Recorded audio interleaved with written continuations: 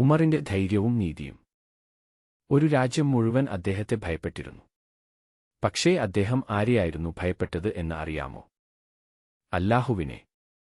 അവൻ ഉമർ ഇബ്നുൽ ഖത്താബ് ആണ്. ഇസ്ലാമിന്റെ രണ്ടാമത്തെ ഖലീഫ്. ചരിത്രത്തിൽ ധൈര്യത്തിന്റെ പ്രതീകം.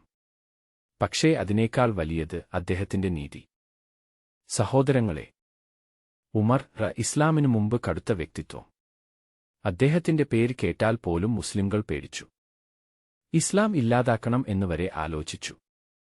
ഒരു ദിവസം വാൾ എടുത്ത് നബിയെ കൊല്ലാൻ പുറപ്പെട്ടു. പക്ഷേ വഴിയിൽ ഒരാൾ പറഞ്ഞു, നിന്റെ സഹോദരി തന്നെ ഇസ്ലാം സ്വീകരിച്ചു. അത് കേട്ട് അദ്ദേഹം സഹോദരിയുടെ വീട്ടിലേക്ക്. അവിടെ ഖുർആൻ വായന. സൂറത്ത് താഹ. മാ അൻസൽന അലൈകൽ ഖുർആനിലിത്ഷ്കായ്.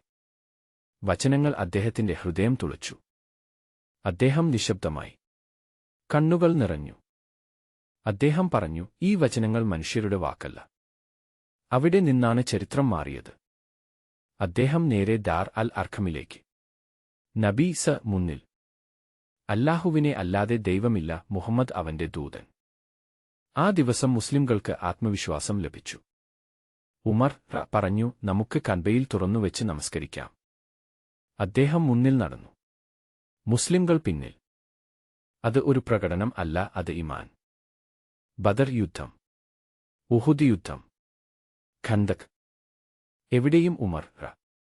പക്ഷേ അദ്ദേഹത്തിന്റെ ശക്തി വാളിൽ അല്ല, ഹൃദയത്തിൽ. ഖലീഫയായപ്പോൾ ലോകത്തിലെ വലിയ സാമ്രാജ്യം അദ്ദേഹത്തിന്റെ കീഴിൽ. പേർഷ്യ വീണു. റോം വിറച്ചു. പക്ഷേ അദ്ദേഹത്തിന്റെ വീട് ഒരു സാധാരണ മനുഷ്യന്റെ വീട്. വസ്ത്രം പതിച്ചിട്ടുള്ള പാച്ചുകൾ. ഒരു ദിവസം വിദേശ ദൂതൻ മദീനയിൽ എത്തി. ഖലീഫയെ കാണാം. അദ്ദേഹം തിരഞ്ഞു. കോട്ടയില്ല, പാലസില്ല. ഒരു മരത്തിന്റെ കീഴിൽ ഒരാൾ ഉറങ്ങുന്നു. അവൻ ഉമർ. ദൂതൻ പറഞ്ഞു, നീ നീതിയോടെ ഭരിച്ചു, അതുകൊണ്ട് ഭയമില്ലാതെ ഉറങ്ങുന്നു. രാത്രിയിൽ അദ്ദേഹം നഗരത്തിൽ പട്രോൾ. ഒരു രാത്രി ഒരു വീട്ടിൽ നിന്ന് കരച്ചിൽ. കുട്ടികൾ വിശന്ന് കരയുന്നു. അമ്മ പാത്രത്തിൽ വെള്ളം തിളപ്പിക്കുന്നു. ഭക്ഷണം ഇല്ല, പക്ഷേ കുട്ടികളെ ആശ്വസിപ്പിക്കാൻ ഉമർ കരഞ്ഞു. ബൈതുൽ മാലിൽ നിന്ന് ഗോതമ്പ് എടുത്തു. സ്വയം ചുമന്നു. സഹായി പറഞ്ഞു, ഞാൻ ചുമക്കാം. ഉമർ പറഞ്ഞു, ഖിയാമത്ത് ദിനത്തിൽ എന്റെ ഭാരവും നീ ചുമക്കുമോ? അദ്ദേഹം തന്നെ ഭക്ഷണം പാകം ചെയ്തു. കുട്ടികൾ ചിരിക്കും വരെ കാത്തുനിന്നു. ഇതാണ് നേതാവ്. ഇതാണ് ഉത്തരവാദിത്വം.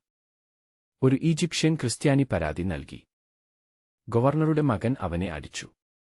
ഉമർ ഇരുവരെയും വിളിച്ചു. അദ്ദേഹം ആ ക്രിസ്ത്യാനിയോട് പറഞ്ഞു, ഇവനെ അടിക്കൂ. പിന്നീട് പറഞ്ഞു, നിങ്ങൾ എപ്പോഴാണ് മനുഷ്യരെ അടിമകളാക്കി? അവരുടെ അമ്മമാർ അവരെ സ്വതന്ത്രരായി പ്രസവിച്ചിട്ടില്ലേ? ഈ വാക്കുകൾ ചരിത്രത്തിൽ അമരമാണ്.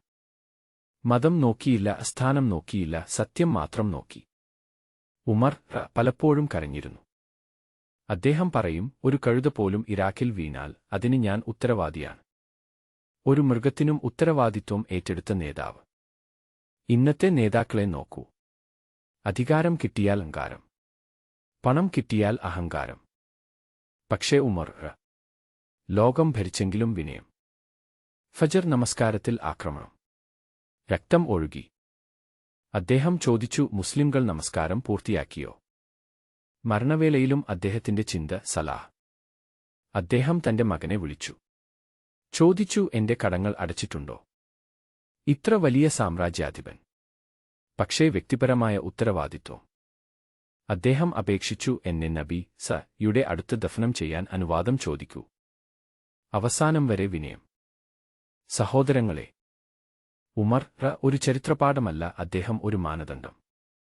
നമ്മുടെ ജീവിതത്തിൽ നീതിയുണ്ടോ? നമ്മുടെ കുടുംബത്തിൽ ഉത്തരവാദിത്വമുണ്ടോ? നമ്മുടെ ജോലിയിൽ സത്യസന്ധത ഉണ്ടോ? നാളെ അല്ലാഹുവിന്റെ മുന്നിൽ നിൽക്കുമ്പോൾ എന്താണ് മറുപടി? ഉമർ അധികാരം ഭരിച്ചില്ല, അദ്ദേഹം നീതി ഭരിച്ചു. ഇന്ന് ഒരു തീരുമാനം എടുക്കൂ. അനീതിയില്ലാത്ത ജീവിതം, അഹങ്കാരമില്ലാത്ത ഹൃദയം, അല്ലാഹുവിനെ ഭയക്കുന്ന ആത്മാവ്. ഉമർ പോലെ ജീവിക്കാൻ ശ്രമിക്കൂ.